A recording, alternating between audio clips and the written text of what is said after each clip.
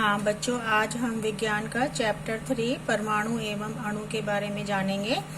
इससे पहले हमने अध्याय 2 में तत्व और यौगिक क्या होते हैं वो हमने जान लिया है। तत्व जैसे ऑक्सीजन, नाइट्रोजन, सल्फर, ये सब हमारे तत्व होते हैं। और तत्व जब मिलते हैं किसी निश्चित अनुपात में तो वो यौगिक बनाते हैं। तो हम इसको जो है, इसके लिए अब हमारे पास रासायनिक संयोजन के नियम दिए हैं। वैज्ञानिकों ने बहुत सारे जो हैं वो प्रयोग करके रासायनिक संयोजन के नियम दिए हैं। 2 दिए हैं, एक है द्रव्यमान संरक्षण नियम और दूसरा है हमारा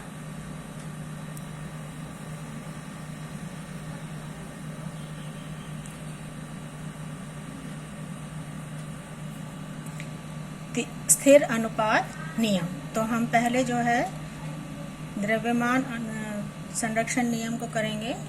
तो इसके लिए हमें एक ये एक्टिविटी करनी है। हमने जो है वो एक कोनिकल फ्लास्क लेना है। कोनिकल फ्लास्क में हमारे पास लैब में बेरियम क्लोराइड होता है पाउडर, उसका घोल बनाना है और वो हमें इसमें फ्लास्क में डाल देना है। और एक और घोल बनाना है हमें सोडियम सल्फेट, वो हमें इस छोटी ट्यूब में डालना है। और लेकिन इस ट्यूब को हमने धागे से बांधा हुआ है और धागे को हमें जो है वो सीधा, जो ट्यूब सीधी रहे ऐसे हमें ऊपर तक इसको कॉर्क में ऐसे फंसा देना है कि ये जो है दोनों घोल आपस में ना मिले। उसके बाद कॉर्क लगा देंगे और इस पूरे फ्लास्क में धागा बांधकर हम इसको तोलेंगे।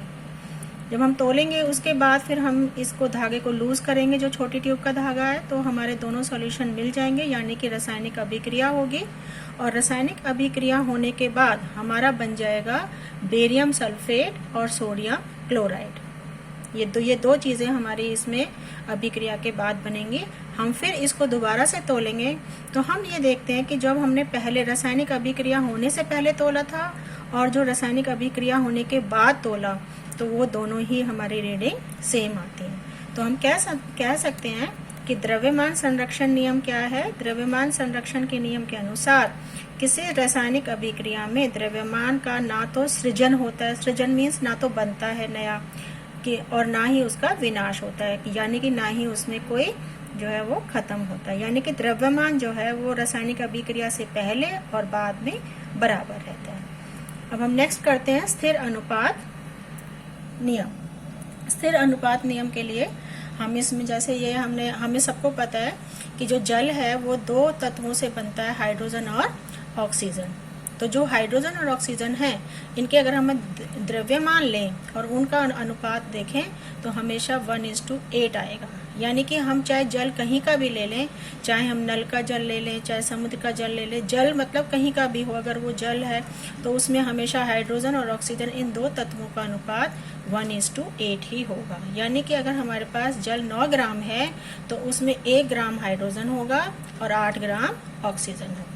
तो तभी हमारा ये अनुपात 1:2, यानी कि ये स्थिर है, ये अनुपात जल के लिए स्थिर है। ऐसे ही हमारे पास एक और जो है यौगिक होता है अमोनिया, NH3 बोलते हैं। उसमें हमारे 2 तत्व दिखाई दे रहे हैं, नाइट्रोजन और हाइड्रोजन। इनका भी अगर हम द्रव्यमान लें और उसका अनुपात करें तो इस अमोनिया में हमेशा जो है वो द्रव्यमान अनुपात आएगा 14:3। यानी कि हमने अमोनिया चाहे कहीं पर भी कैसे भी बनाया, कहीं से भी लिया है, उसका अनुपात हमेशा 14:3 ही आएगा। तो हम कह सकते हैं कि स्थिर अनुपात नियम क्या कहता है, किसी भी यौगिक में तत्व सदैव एक निश्चित द्रव्यमानों के अनुपात, आपने ये जरूर लिखना, द्रव्यमानों के अनुपात में विद्यमान होते हैं। यानी कि स्थिर अनुपात होता है किसका, द्रव्यमानों का। जो उसमें यौगिक में जो तत्व उपस्थित हैं उनका द्रव्यमान का अगर अनुपात लें तो वो हमेशा जो है सदैव सेम आएगा, चाहे आपका जो है वो कहीं से भी आपने उस यौगिक को लिया हो।